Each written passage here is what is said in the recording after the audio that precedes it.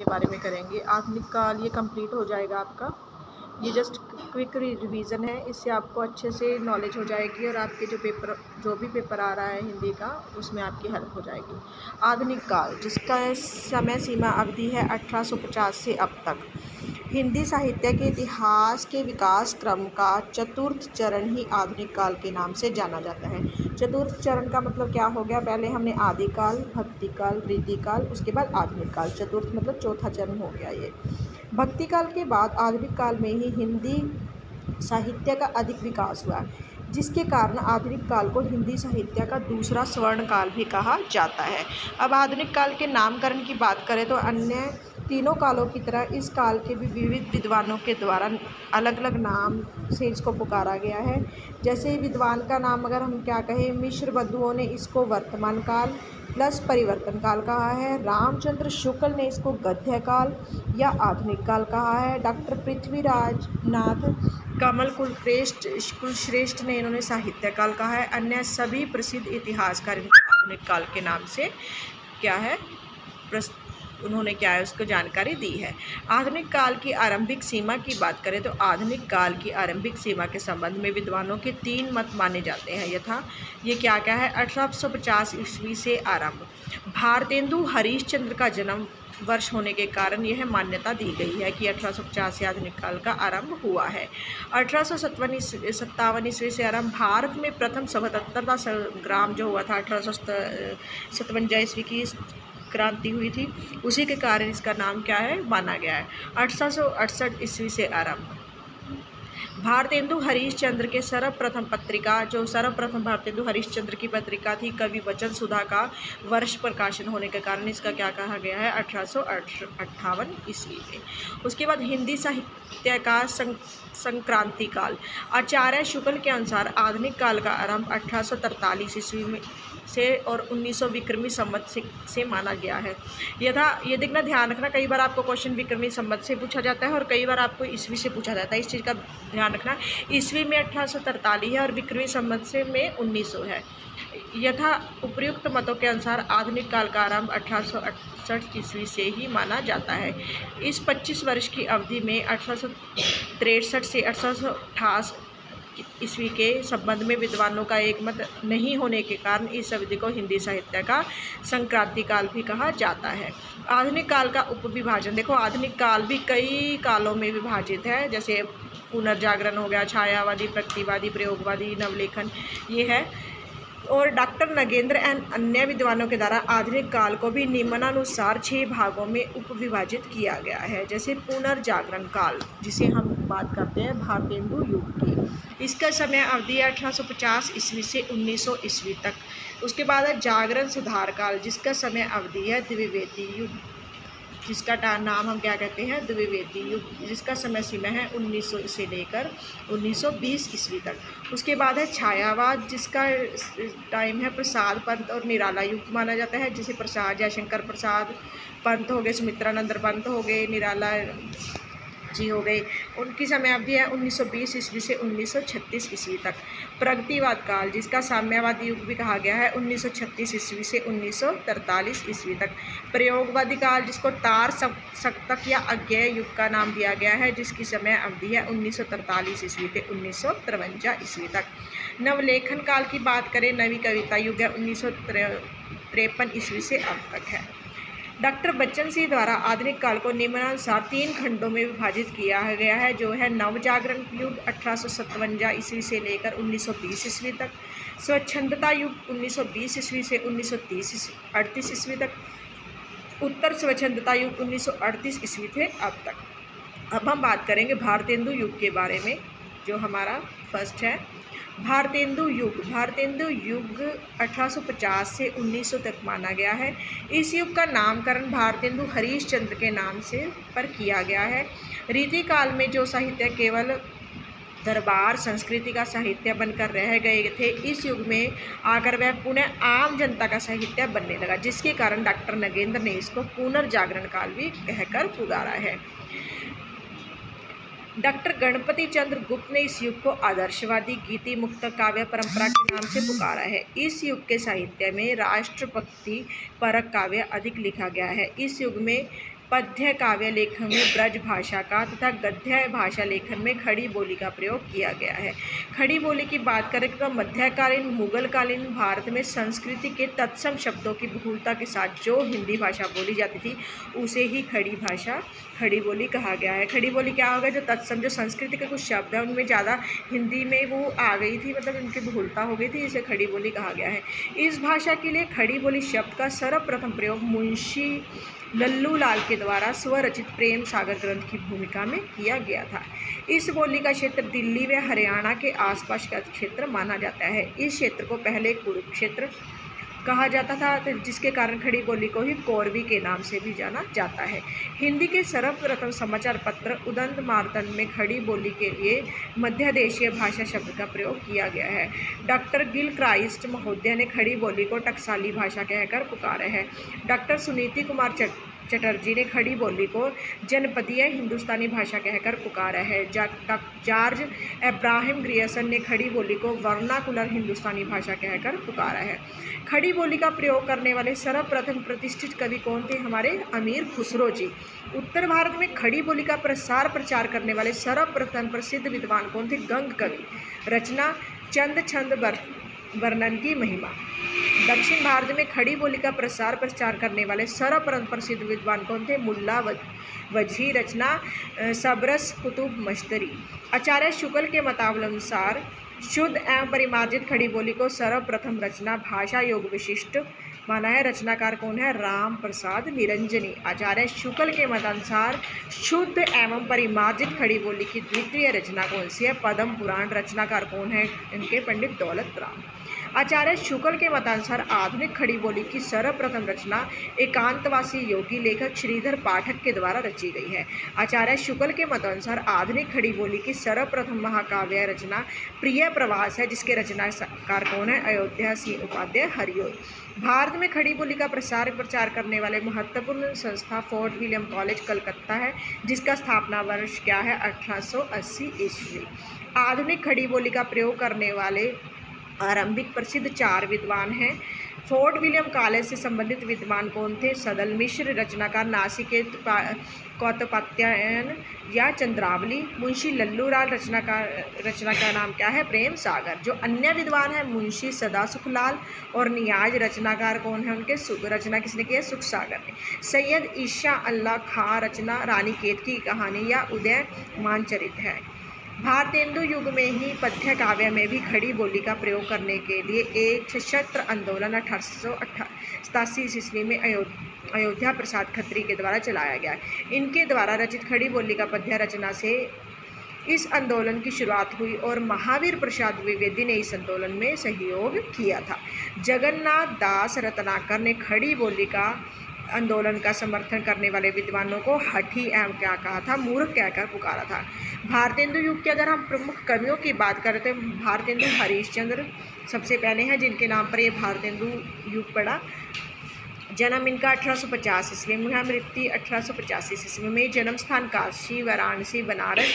इनके पिता का नाम बाबू गोपाल चंद्र गिरधर दास और मूल या वास्तविक नाम इनका क्या था? हरिश्चंद्र थे। उपाधि भारतेंदु, भारत प्लस इंदु अर्थात भारत का चंद्रमा।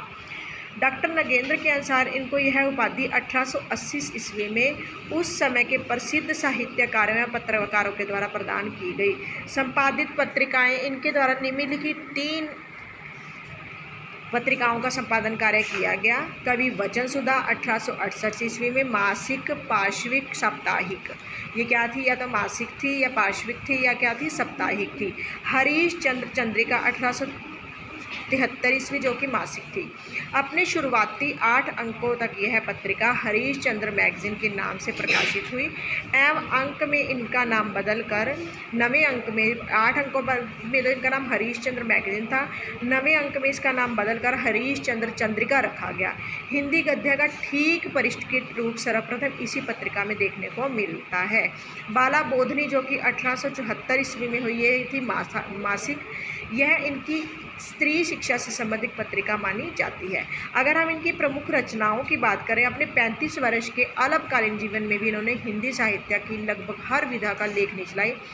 इनके द्वारा रचित रचनाओं की कुल संख्या 175 मानी जाती है, जिनमें से 70 रचनाएं काव्य श्रेष्ठी की रचनाएं मानी जाते हैं। इन काव्य रचनाओं में कुछ प्रसिद्ध रचनाएं हैं: प्रेम मालिका, प्रेम सरोवर, प्रेम पचासा, प्रेम माधुरी, प्रेम फुलवारी, प्रेम तरंग, प्रेम प्रलाप, बकरी विलाप, दशरथ विलाप, तन्मन्य लीला, गीत गोविंद नंद विनय, प्रेम पचासा, कार्तिक स्नान, वैशाख महात्म्य, फूलों का गुच्छा, उत्तरार्ध, भक्तमाल, उर्दू का स्यापा, विजयायनी, विजय वैजयंती, विजय बल्लरी, मौन जलूस, भक्त सर्वस्त्र, जैन कौतूहल। विशेष तथ्य की बात करें तो आचार्य शुक्ल के अनुसार ये हिंदी गद्य साहित्य के प्रवर्तक माने जाते हैं। हिंदी साहित्य में इन्होंने रसा उपनाम से भी लेखन कार्य किया। इनकी काव्य रचनाओं में ब्रज भाषा का ही अधिक प्रयोग हुआ है, परंतु दशरथ विलाप एवं फूलों की गुच्छा रचनाओं में खड़ी बोली का भी प्रयोग किया गया है। ये कवि होने के साथ साथ एक अच्छे अभिनेता भी थे। हिंदी साहित्य में सर्वप्रथम अभिनीत नाटक जानकी मंगल लेखक कौन थे? शीतला प्रसाद त्रिपाठी। इन्होंने लक्ष्मण पात्र की भूमिका निभाई थी। 1873 में इन्होंने तदीय समाज नामक एक संगठन संप्रदाय की स्थापना भी की थी। इनके द्वारा रचित कालचक्र रचना के अनुसार 1873 ईस्वी में ही इन्हें नए चाल में ढली मानी जाती है, हिंदी नए चाल में ढली मानी जाती है। इन्होंने वल्लभाचार्य के द्वारा परिवर्तित पुष्टि मार्ग में भी दीक्षा ग्रहण की थी। हिंदी के साहित्यकारों की समस्याओं का समाधान करने के लिए इन्होंने कविता वर्धिवनी सभा काशी नामक एक संस्था की स्थापना की थी। इन्होंने मात्र 11 वर्ष की अल्पायु में ही कविता लेखन कार्य शुरू कर दिया था। मातृभाषा की प्रशंसा करते हुए इन्होंने लिखा है कि निज भाषा उन्नति है, सब उन्नति को मूल, बिन निज भाषा ज्ञान के मिटे नहीं को सूल। इनकी रचनाओं में प्रकृति का भ्राम्य वर्णन देखने को नहीं मिलता। इनके कारण आचार्य शुक्ल ने इनको केवल नर प्रकृति का कवि ही कहकर पुकारा है। अमीर खुसरो की तरह इन्होंने भी लोगों के मनोरंजन के लिए पहेलियां भी लिखी है। उसके बाद हम बात करेंगे बद्री नारायण चौधरी प्रेमधन की। इनके जन्म 1855, मृत्यु 1923, जन्म स्थान मिर्जापुर उत्तर प्रदेश। प्रमुख रचनाएं हैं जीर्ण जनपद, आनंद अरुणोदय, हार्दिक हर्षादर्श, मयंक महिमा, अलौकिक लीला, वर्षा बिंदु, ब्रिजनंद पंचक, लालिव्य लहरी, युगल स्तोत्र, पितर प्रताप, होली की नकल, मन की मौज। विशेष तथ्य की बात करें, इन्होंने अब्र उपनाम से उर्दू भाषा में लेखन कार्य किया। अपने जन्म स्थान मिर्जापुर में इन्होंने 1881 ईस्वी आनंद कदम्बिनी नामक एक मासिक पत्रिका तथा 1873 ईस्वी में नागरी नीरद नामक एक साप्ताहिक पत्र का संपादन भी किया है। आचार्य शुक्ल के अनुसार बद्री नारायण चौधरी प्रेमधन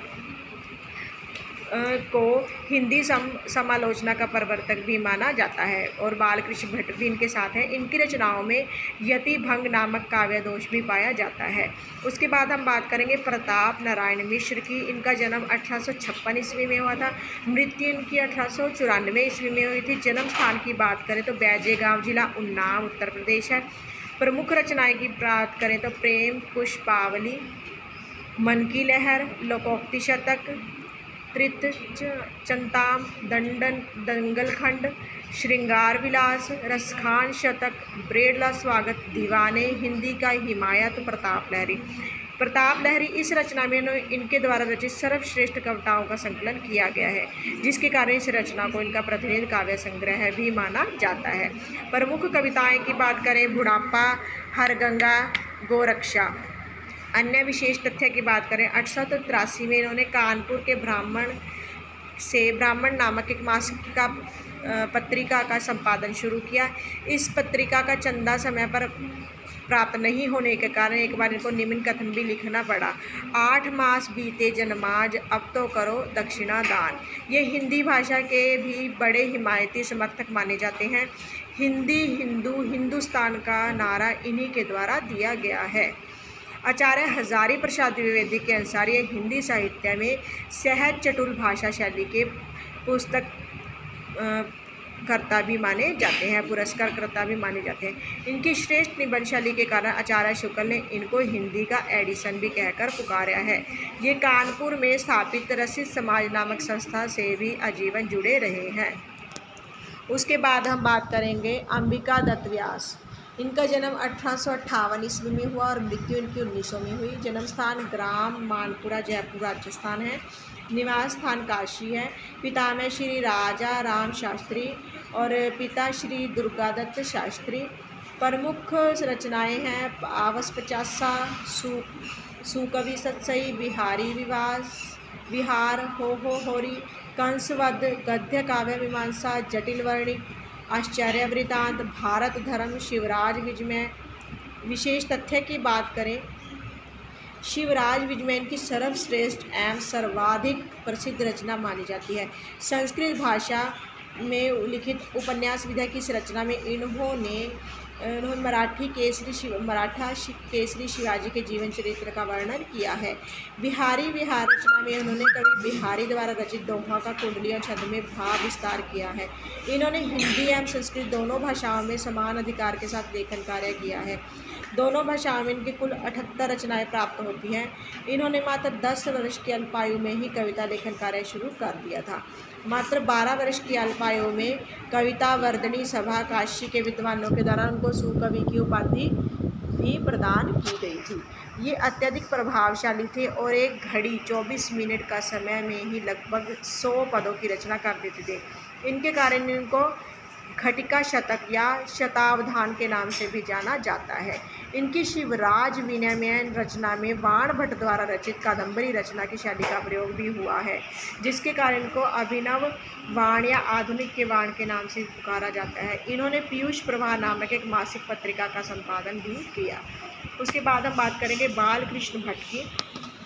इनका जन्म है 1844 ईस्वी, मृत्यु इनकी हुई थी 1914 ईस्वी में। प्रमुख रचनाएं की बात करें तो कलिराज की सभा, चंद्रसेन रहस्य कथा, बाल विवाह, अजान एक सुजान उपन्यास है, ये बहुत इंपॉर्टेंट है। नूतन ब्रह्मचारी उपन्यास है।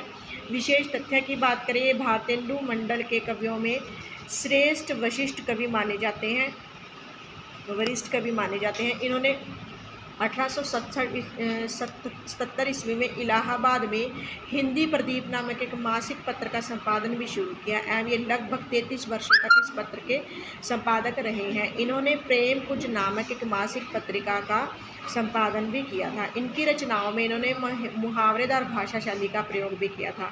आचार्य हजारी प्रसाद द्विवेदी के अनुसार ये तीखी एवं छंछना देने वाली भाषा में खरी खरी सुनाने वाले कवि भी माने जाते हैं। आचार्य शुक्ल के अनुसार ये बद्री नारायण चौधरी के नाम से भी हिंदी समालोचना के प्रवर्तक भी माने गए हैं। इन्होंने साहित्य को जन्म समूह के हृदय का विकास भी कहकर पुकारा है। पंडित राधा कृष्ण दास की बात करें अगर हम, जन्म 1865 ईस्वी, मृत्यु 1907 ईस्वी। प्रमुख रचनाएं भारत बारहमासा, देश दशा, महाराणा प्रताप, महारानी पद्मावती, पृथ्वीराज, प्रयाग, मैकडोनल्ड, पुष्पांजलि, जुबली, 56 की विदाई, राम जानकी, प्रताप विसर्जन, रहीमन विलास, विजयवैनी विलाप, निरसहाय हिंदू उपन्यास। अन्य विशेष तथ्य की बात करें, रहीमन विलास रचना में इन्होंने कवि रहीम द्वारा रचित दोहे का कुंडलीय छंद में भाव विस्तार किया है। ये नागरी प्रचारणी सभा काशी के भी अध्यक्ष भी बनाए गए थे। ठाकुर जगमोहन या जगनमोहन, जन्म इनका 1857 ईस्वी, मृत्यु 1899 99 हो गया। प्रमुख रचनाएं श्यामलता, प्रेम संपत्ति लता, श्यामा सरोजनी, देवयानी, ऋतुसंहार। अनुदित रचना है ये मगधूत। अनुदित रचना है श्याम रसान उपन्यास है। विशेष तथ्य की बात करें, ये मध्य प्रदेश के विजय राघवगढ़ रियासत के राजकुमार थे। आचार्य हजारी प्रसाद द्विवेदी के अनुसार इनकी रचनाओं में संस्कृत साहित्य के प्राचीन कवियों वाल्मीकि, कालिदास एवं भवभूति जैसे प्रकृति का सूक्ष्म चित्रण देखने को मिलता है। पंडित राधा चरण गोस्वामी की बात करें, इनका जन्म 1858 ईस्वी में हुआ, मृत्यु 1905 ईस्वी में हुई। प्रमुख रचनाओं की बात करें कि तो नवभक्तमाल, दामिनी दुतिका, शिशिर सुषमा, इश्क चमन, भ्रमर गीत, निपदान, प्रेम भगिनी, भारत संगीत, विधवा विलाप, भूमारनाथ प्रार्थना। विशेष तथ्य की बात करें तो पंडित अंबिका दास व्यास की तरह इन्होंने भी हिंदी संस्कृत दोनों भाषाओं के समान अधिकार के साथ लिखित कार्य किया है। इन्होंने भारतेंदु नामक एक मासिक पत्र का संपादन भी किया है। खड़ी बोली के आरंभिक 4 लेखक हैं। खड़ी बोली के कौन से हैं? मुंशी लल्लूलाल। जन्म उनके कौन है, कब हुआ? 1763 में। मृत्यु इनकी कब हुई? 1825 ईस्वी में। प्रमुख रचनाएं की बात करें, प्रेम सागर, सिंहासन बतीसी, बैताल 25सी, मार्जिनल, शकुंतला नाटक, ब्रज भाषा व्याकरण, बाल साहित्य, माधव विलाप, माधव सभा, लाल चंद्रिका। विशेष तथ्य की बात करें, शुक्ल के अनुसार उन्होंने खड़ी बोली, हिंदी, उर्दू एवं ब्रज तीनों भाषाओं में लेखन कार्य किया है। लाल चंद्रिका रचना में उन्होंने बिहारी सतसई के दोहों की व्याख्या भी की है। मुन्नी सदल मिश्र, जन्म 1768 ईस्वी, मृत्यु 1848 ईस्वी। प्रमुख रचनाएं नासिकेतोपाख्यान, चंद्रावली, रामचरित्र। विशेष तथ्य की बात करें, इनकी रामचरित्र रचना राम भक्ति काव्य से संबंधित रचना है। तुलसी की रामचरितमानस इस तरह की इस रचना को भी 7 खंडों में विभाजित किया गया है। नासिकेतोपायन व्याख्यान रचना कठोप निषद के यम नचिकेता संवाद पर आधारित रचना मानी जाती है। कुंवर नारायण की आत्मजयी रचना भी है। इनकी रचनाओं में बिहारी बोली के शब्दों का प्रयोग भी किया गया है। मुंशी सदासुखलाल नियाज, जन्म 1746 ईस्वी, मृत्यु 1824 ईस्वी। प्रमुख रचनाओं की बात करें, सुख सागर, गुतक बुतवारिक। विशेष तथ्य की बात करें, इनकी सुख सागर रचना विष्णु पुराण पर आधारित रचना मानी जाती है। इस रचना में इन्होंने अत्यधिक विशिष्ट शब्दों का प्रयोग भी किया है, जिनके कारण शुक्ल ने इनकी भाषा को पंडिताइन की भाषा कहकर पुकारा है। इन्होंने उर्दू भाषा में भी निसार उपनाम से लेखन कार्य किया है। डॉक्टर बच्चन सिंह के अनुसार सुख सागर की रचना नहीं मानी जाकर इनकी उपाधि मानी जाती है। सैयद ईशा अल्लाह खां, जन्म 1756 ईस्वी, मृत्यु 1817 ईस्वी। प्रमुख रचनाओं की बात करें कि रानी केतकी की कहानी, जो कि 1803 ईस्वी में लिखी गई थी। विशेषतः आचार्य शुक्ल के अनुसार इनकी रचनाओं में शुद्ध हिंदवी भाषा का प्रयोग किया गया है। ये स्वयं भी अपनी भाषा को निम्नलिखित 3 प्रकार की भाषाओं दोषों से मुक्त रखना चाहते हैं। बाहर की बोली अरबी, फारसी, तुर्की। गवारू भाषा ब्रज को कहा गया है। भारवापन संस्कृत के तत्सम शब्द को कहा गया है। शुक्ल का मतानुसार खड़ी बोली के आरंभिक प्रसिद्ध 4 लेखकों में ये रंगीन एवं चुलबुली भाषा का प्रयोग करने वाले कवि भी माने जाते हैं। शुक्ल के अनुसार इनकी रचनाओं में चटकीली, मटकीली या मुहावरेदार भाषा शैली का प्रयोग भी हुआ है। इसके बाद अभी ये वाला पार्ट हम नेक्स्ट वीडियो में करेंगे, जिसमें हम द्विवेदी युग के बारे में एक्सप्लेन करेंगे। ये आपके लिए रिवीजन पार्ट है, आप इसे अच्छे से कर लीजिए। ये आपके पेपर में आपकी बहुत ज़्यादा हेल्प करेगा। Thank you, have a nice day.